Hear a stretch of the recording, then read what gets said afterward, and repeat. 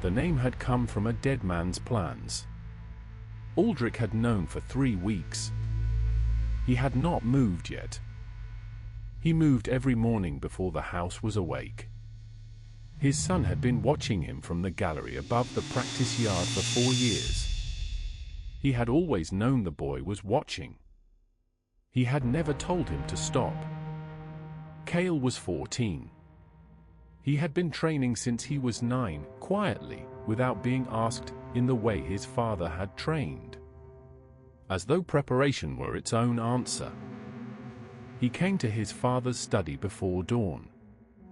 He had rehearsed the words. He asked to ride with the army. Aldric listened to all of it without interruption.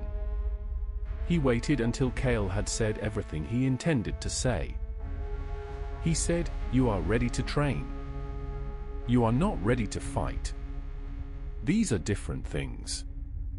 Cael said, "I know the difference." Aldric said, "Then you know why the answer is no. When you are 16.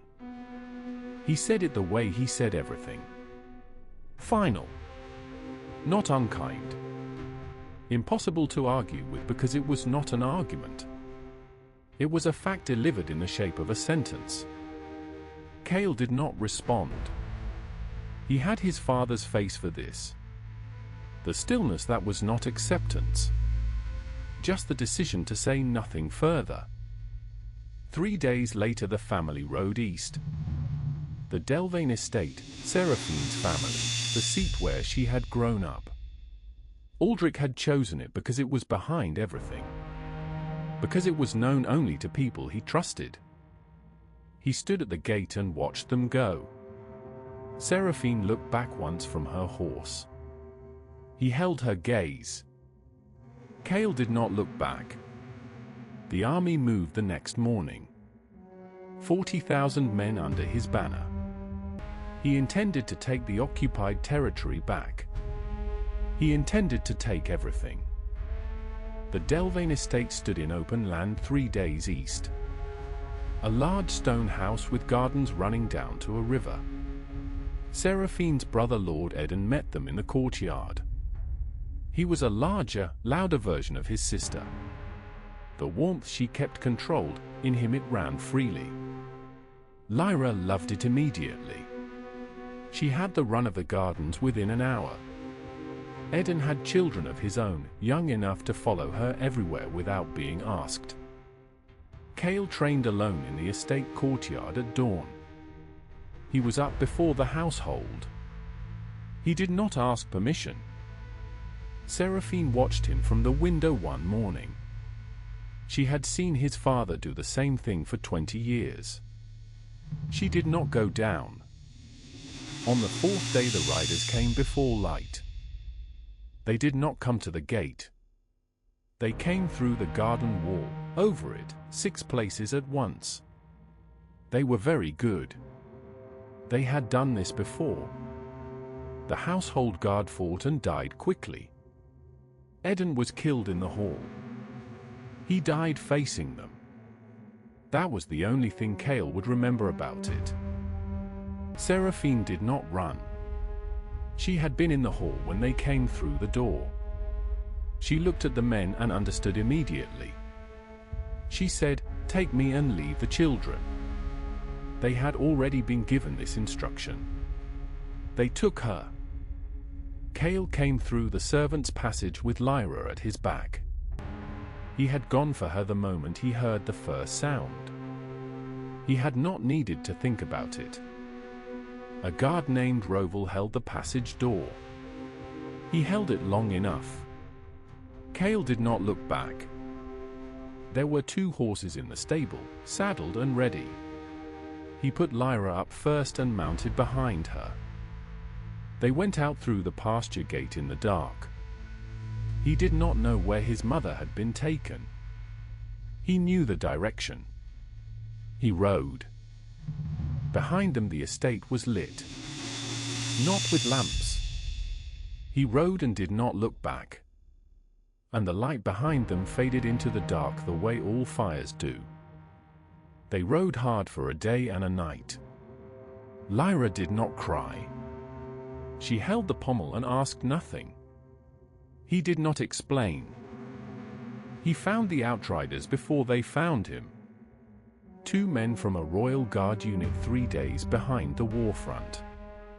He had heard them before he saw them. His father had taught him to hear that way.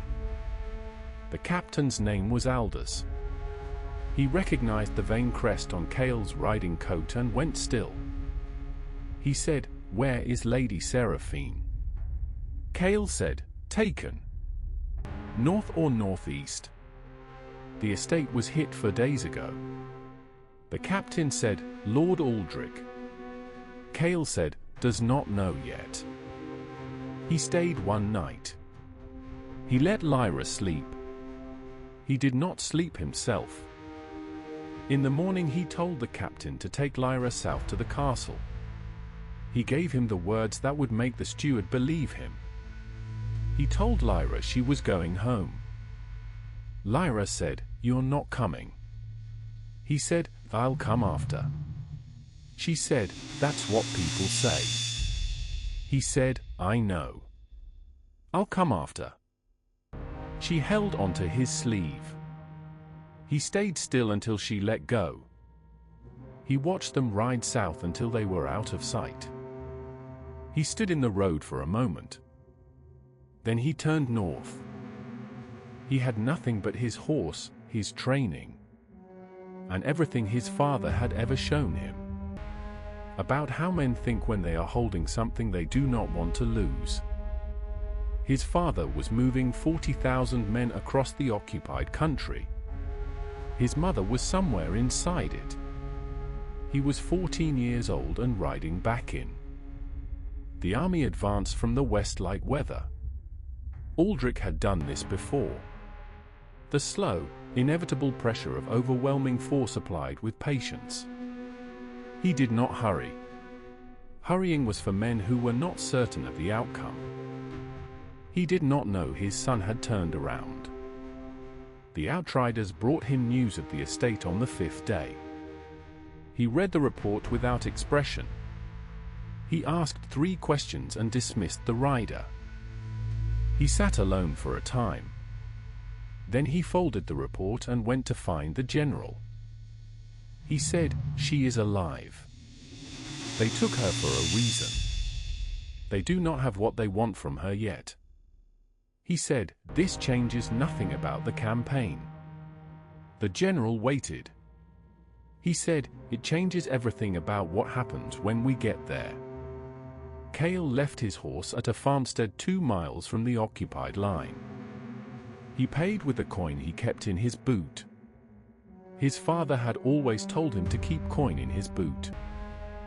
He went in on foot, through a drainage channel under a way station wall, through a field of winter wheat, through a village where the people looked at the ground when he passed. He spent 2 days moving through occupied land. He ate what he found. He slept in barns. He counted guards, watched patterns, marked gates. The enemy held a manor house 12 miles inside their line. It was fortified, recently, hastily, in the way of men who did not expect to hold it long, but needed it to hold for now. He watched the manor for a full day from the tree line. He counted the shifts. He watched which door the supply cart used. He found a weakness in the 2nd afternoon. A section of the eastern wall where an old drainage outlet had been bricked over badly. He pressed the mortar. Loose. Old stone. A space a man his size could move through if he went slow. The army broke through a village 14 miles to the west on the same afternoon. Aldric rode in at the front of it. He looked at the village and saw what had been done to it. He filed this away in the same place he filed everything. He received another report that evening. Seraphine had been moved once, north, 6 days ago. The direction confirmed.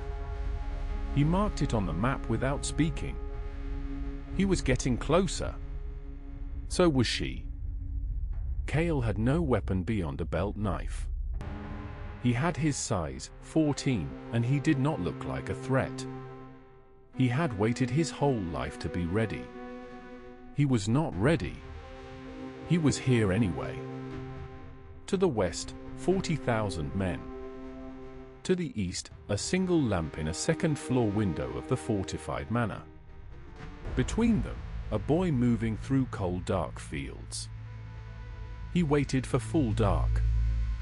Then he went in. The inside of the manor was lit with oil lamps and the smell of men, living in a place they had taken from someone else. He moved along the wall the way his father had shown him. Not hiding. Just not announcing.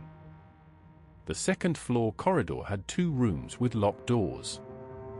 He went to the first and listened. Empty. He went to the second. She was sitting upright at a table when he opened the door. She looked at him the way she sometimes looked at things that defied explanation. She said, "Cael." He said, "Yes."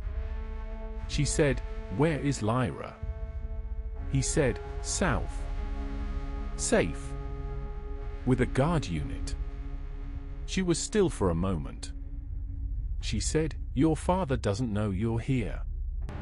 He said, "No." She said, "Of course not." She was not bound.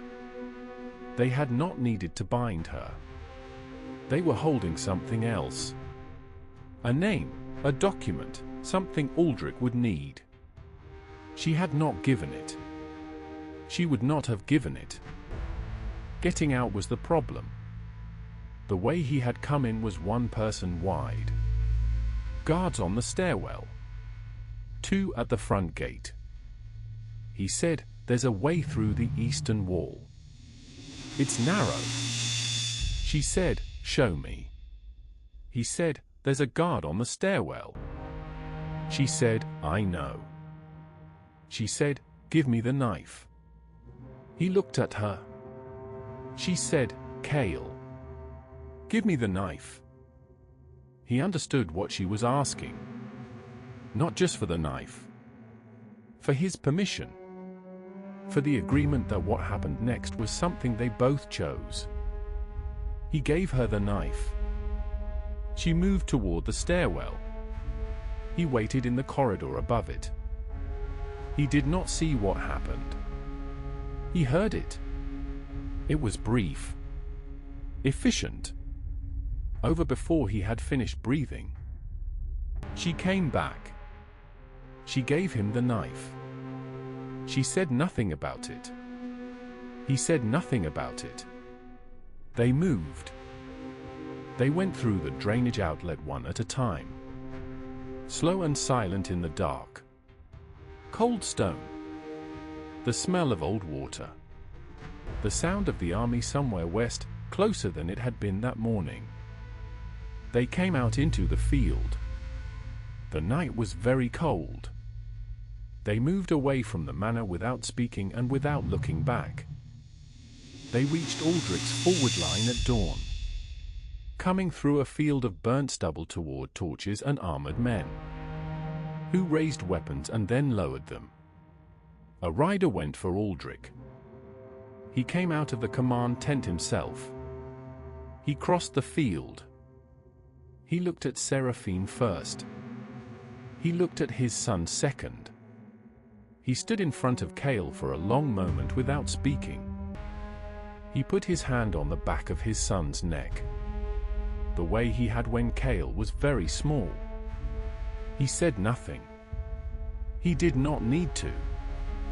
Behind them the army broke through at dawn, and the occupied country began to come back. Somewhere inside it, the man who had ordered all of this was already moving north. The thread was still running.